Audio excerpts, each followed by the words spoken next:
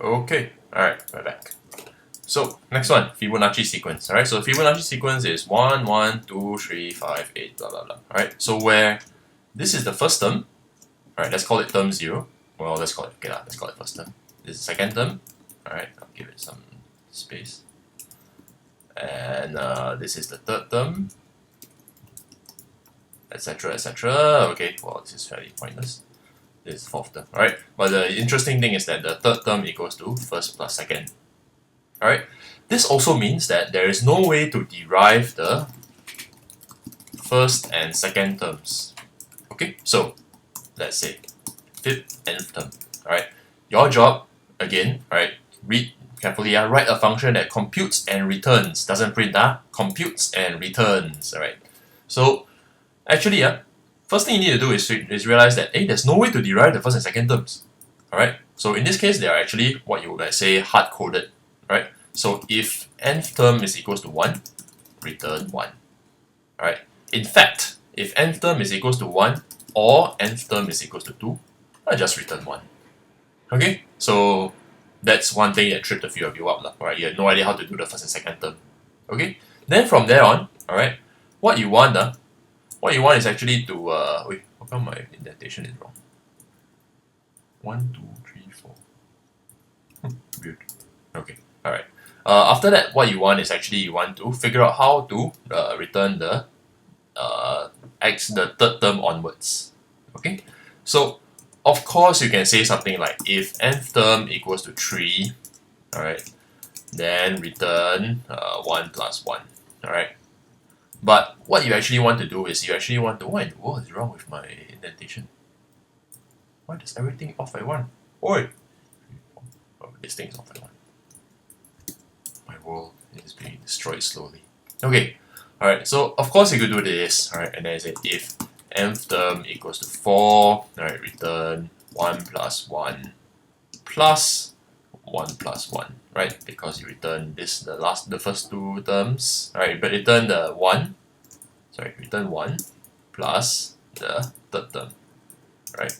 Then if this is not answer, right? Please don't use this. Alright. Then after that, what you want is 1 plus 1 plus 1 plus 1 plus 1. Alright, because the fifth term is the fourth term plus the third term. Okay? So what's actually happening here, alright, is that you are adding things up. You are using an accumulator. Okay? So if you look carefully at the Fibonacci sequence, the third term is actually equals to 1 plus 1, 1 plus 2, right? Or rather, it's actually equals to this term plus this term. Okay? So the way you can do this is you can do a for loop. Alright? But your for loop should only start from 3. Okay? So let's do this. Let's say let's call the first term. Alright. Well, let's not call it the first term. There's previous term, okay, equals to 1, and there's the second previous term equals to 1. Okay, so the current term is always equals to, alright, second previous term plus the previous term. Okay, let's generalize this. Alright, this agrees so far? Alright. Then let's do a for loop. For I in range 3 to n term plus 1. Alright. We only worry about we essentially only want to loop as many times as we need to get to the term that we want. Okay, so in this case, alright, if we are looking for the fourth term, we only need to do this addition twice. Alright, so you only loop from 3 to 5. When you do a range 3, 5, we'll loop twice. Okay? Alright? So from here on, alright, then what you need to do is you need to say current term equals to second previous term plus previous term. Okay? This is the accumulator. Okay, so in fact over here I can say it's 0. Alright, I'll start with 0. Alright?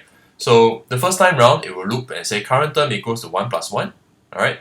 Then what we want to do is we want to shift everything forward. Alright, because the current term has moved forward, the current term is now 2. Alright. But for the next round, current term will be this previous term will be this, and second previous term will be this. Okay, so now we say that previous term is now equals to current term. Okay, and second previous term equals to previous term. Okay, alright. So we'll just essentially what we're doing is each round we are using a set of 3 numbers, right, for the first line. Alright, after that we set up for the next one. We shift forward previous term and second previous term so that the next round we can add this up. Okay, and once you have that, once you've done all that, okay, by the time you are done, alright, you need to return current term. Okay, so let's just check. Print Fibonacci sequence of 1, 2, 3, 4, 5, 6. Alright, 6 should be 8, right? 16! What have I done? Is it 16? How can I go 16? 16 is not a Fibonacci sequence. What? No, whatever. Okay. Alright, this is what happens when I don't refer to the answers. 16? Why 16? I know when I get 16. Okay, don't cry, don't cry. Okay, so let's check. Alright, this is a good chance to show you debugging. Alright, so Fibonacci sequence of 1, yeah, it's 1. Fibonacci sequence of the second term of Fibonacci sequence is 2. Okay, so all this behaves as expected. Alright, let's say 3. Okay, so 3. What happens now? Okay, 3 gives me 2. Okay, third term is 2. Alright, everything's great. My life is perfect. Okay. 4. Alright, fourth term should give me 3. Fourth term should give me 4. Fourth term should give me 3. Why does it give me 4? Okay. In this case, alright, let's imagine. Okay, so if nth term is equals to 4, what happens? Alright, so okay. Second previous term is 1, previous term is 1, current term is 0. We loop from range of 3 to 5. Agree? 4, because nth term is 4, right? 4 plus 1. Alright. So we'll loop twice, right? Just like here. Yay. So current term equals to second previous term plus previous term. So far so good, right? Current term is equals to, let's call it C. C is equals to 2. Previous term equals to current term. Alright, so previous term is equals to 2. Oh. Alright.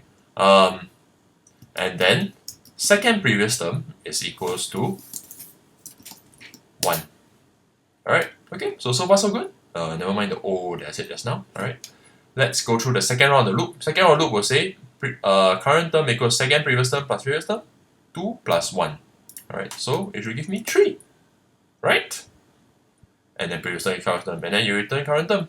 What in the world is wrong? Okay, so I still don't know what's going on. I'm going to print stuff out. Alright. Current is current term. Alright, so the thing is, like, you can stare at your code as many times as you want. Alright, you're not going to extract any more information out of it than if you stare at it for 1 minute and for 3 minutes probably. Alright, the way you can try and figure this out is you can try and print out status updates. Alright, print out status updates so that Python will update you as it goes along. Okay. This is for you, a way for you to get a look into the runnings of what's going on. Okay, so you see what happened here? Alright, so over here, right, the first round is fine, 0, 1, and 1. Okay, second round, second previous became 2. Alright, so second previous became previous term. Alright, so that's why my C became 4. Okay, what I actually want is, I think, I want to set the second previous term to the previous term first before setting the previous term to the current term. Alright, if I run this, alright, I should get the correct answer. Okay, I hope that showed you a little bit about my debugging process, alright, and I guarantee you that was an actual mistake on my part. Alright. Okay, 9 minutes in. Let's go for the next one. Okay, next is the game of Nim. Alright, the game of Nim. The game of Nim is essentially a turn-based game. Alright, you do stuff, you take turns, you you ask for things. Okay, so the really tough, there's nothing really tough about this question, I think. Right, some of you just didn't have time to read through, you might have missed some steps. Okay, the thing you need to do is go through this methodically. Okay, so you need to follow the steps. Start by asking for a number of stones. Let's do that. Okay, so print. Okay, so let's say pile size equals to int input how many stones. Okay, I'm going to skip some of the steps. Okay, so how many stones? Alright. And then Okay, so next ask the player to remove, alright? But okay, let's just keep reading first, right? Notice, hey, I have to repeat steps 2 to 4. Okay? 2 to 4. Alright, check along the way that actually 2 to 5. Sorry.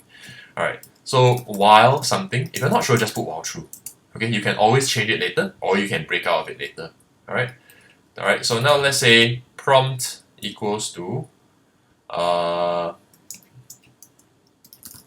prompt equals to player. Alright, let's say next ask the player to remove. Alright, so let's say ask the player to remove 1 to 5 stones. Okay, so num stones equals to int input remove stones. Alright, so there's some stuff here that you say player 1 whatever. Okay, but don't worry too much about that. Okay, so num stones equals to remove stones. Okay, display the number of stones remaining. Okay, display the number of stones remaining. Sure. Let's say, how shall we display the number of stones remaining? Let's say print there are, pile size stones remaining. Okay, so I guess this should be before, right? This is a stylistic choice, but let's move this line before. Okay, there are how many stones remaining? Okay, remove stones. Okay, because you want to show how many stones there are first before you ask them to remove now. That makes sense. Okay.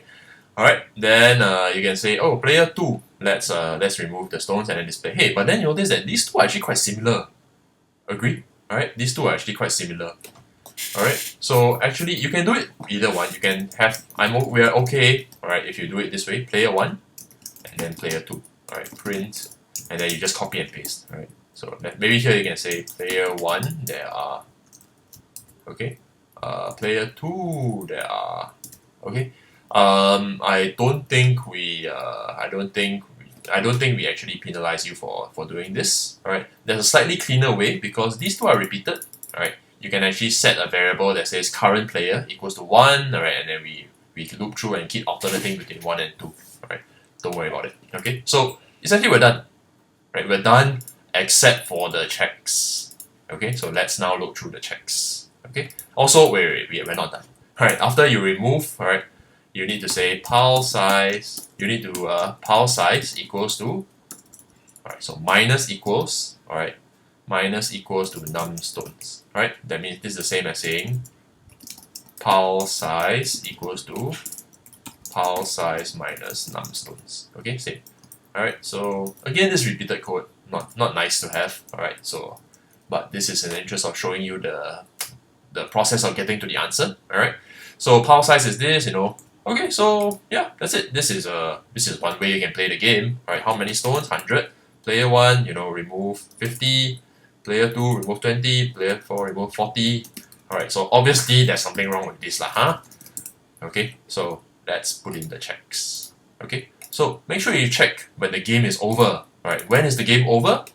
When the pile size is still less than 0. So you only run it when the pile size is greater than 0. Okay, so this at least helps you prevent some issues. So if I remove 50, if I remove 100, oh, the game is over. Alright. Okay, so when the game is over, you can say, game over. Alright, but you also need to check it. Hey, you need to keep track of who won. Alright, so you need to keep track of who was the last person who played. Okay, so maybe this way, again, this is not the best way to do it. But last player equals to 1. Alright, and then here, when you reach this point, alright, then last player equals to 2. Okay, this is still a little bit of an issue. This means that player 2 always wins. Alright, I'll show you. 40, 40, 100. Alright, so you reaches here, negative 80. Okay, so actually, okay, fine. If over here, if pile size is less than 0, alright, then last player equals to 1 and we break. Okay, so that's one way. Okay, again, all this can be done slightly nicer and I will send out the answers to you, but it's 14 minutes and 33 seconds, I have to go faster. Alright, so yeah, let's run this. Okay, again, like I said before, run your code as often as possible. Okay, so there you go. Alright, game over. Who wins? Print player. Essentially you want the person who didn't have to remove the last stone to win, right? Okay, so then in this case I don't want last player, I want the winner equals to 2 because player 1 was the one who removed the last stone. Winner equals to 1. Alright. And then you say the winner is winner.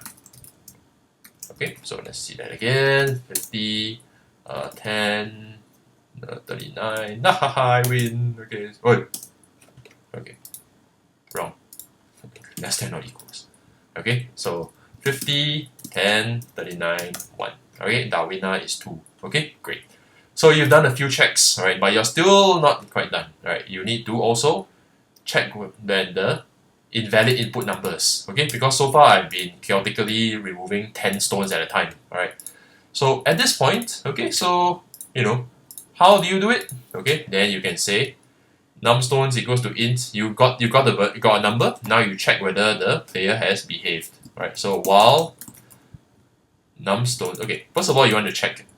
You might think it's an if statement, right? So if num stones less than or equals to 0, or num stones greater than 5, all right, print invalid number, and then you say num stones equals to int input remove stones.